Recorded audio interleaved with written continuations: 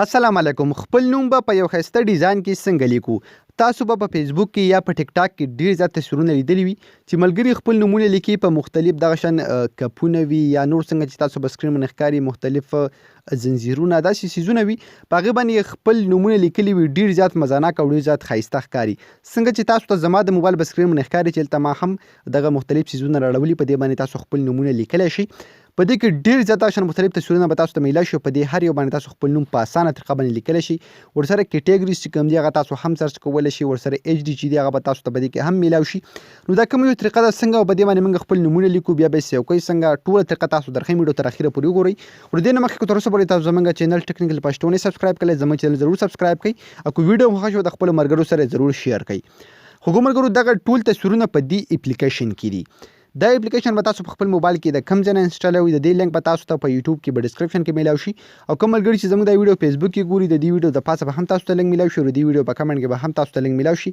د هغه ځای نه تاسو دا اپلیکیشن په خپل موبایل کې انسټال کولی شئ. کله چې هم تاسو دا اپلیکیشن په خپل موبایل کې انسټال کړئ بیا په څو کې سمبل دا به دغه رقم اوپن کړئ. کله چې هم تاسو دا اپلیکیشن اوپن کړئ فسټ اف آل به تاسو دغه ټول تصویرونه شو شي. تاسو چې کوم یو تصویر هم په دې کې خوښوئ سمپل تاسو په هغې باندې کلیک وکړئ. تاسو ته په سکرین باندې ښکاري مطلب زه وغواړم چې دا یو تصویر له ځان دپاره جوړ کړم او په دې باندې خپل نوم ولیکم. زه به سمپل په دې باندې کلیک کړم. تاسو ته ښکاري دا یو ګیټار دی په دې باندې تاسو خپل دغه شان نوم دلته لیکلی شئ. بیا به څه وکړئ سمپل بلته په دې کوم لیکل چې دي په دې باندې به کلیک واخلئ. تاسو ته ښکاري دا باندې به کلیک کړئ نو دغه بل تاسو سره ایډیټ کې شو شي. تاسو به څه وکړئ دغه به مکمل ختم کړئ. مطلب زه دلته ولیکم خپل نوم حسن. تاسو ته ښکاري ما خپل نوم دلته ولیکه. بیا به دلته تاسو ته ښکاري د ټیک مار نشان دی سمبل په دې باندې کلیک وکړئ. کله چې هم تاسو په دغه ټیک مار نشان باندې کلیک وکړو نو ډایرکټلی به ستاسو نوم هلته ولیکلی شي. تاسو ته ښکاري ستاسو نوم دلته ولیکلی شي. بیا که تاسو د دې سایز غټوئ د هغې دپاره سمپل تاسو ته ښکاري سایز یې هم دلته ورکلی. تاسو دلته دغه نوم سایز غټولی شي څنګه چې هم تاسو غواړئ. که تاسو یې روټیټ کول غواړئ یعنې د دې ډایرکشن دا مختلف طرفونو ته بدلول غواړئ د هغې دپاره سمپل تاسو ته ښکاري روټیټ اپشن تاسو له هم درکړی. دلته تاسو دغه رقم په اسانه طریقه باندې روټیټ کولی شي هر یو طرف ته. داسې که تاسو به د ګیلري نه نور څه تصویرونه ایډ کوئ د هغې لپاره هم دلته تاسو له آپشن درکړی دی. بیا به تاسو سیو کوئ څنګه د هغې لپاره سمبل ته برابرې ټیک باندې نشان باندې کلیک واخلئ.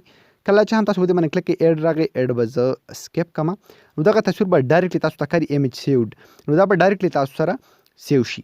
دغه شان که نور تاسو په دې کې مختلف تصویرونه وګورئ نو سمبل بلته کلیک واخلئ په نیم ان فیک باندې نو تاسو ته ښکاري دغه شان ډېر زیات مختلف دغه تصویرونه به تاسو ته شو شي. مختلف عکسونه به تاسو ته شو شي او په دې هر یو باندې تاسو به دغه رقم په اسانه طریقه باندې خپل نومونه لیکلی شي. د هر چا نومونه پرې لیکلی شي. تاسو ته ښکاري مطلب دلته یو بل هم تاسو ته وښیم زه به پکې بل دا کپ وګورم.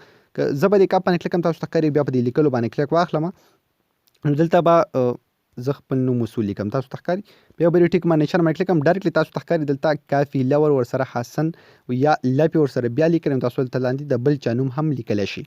که تاسو نه لیکئ نو سمپل تاسو له دې ځای کې نه ختمولی هم شي.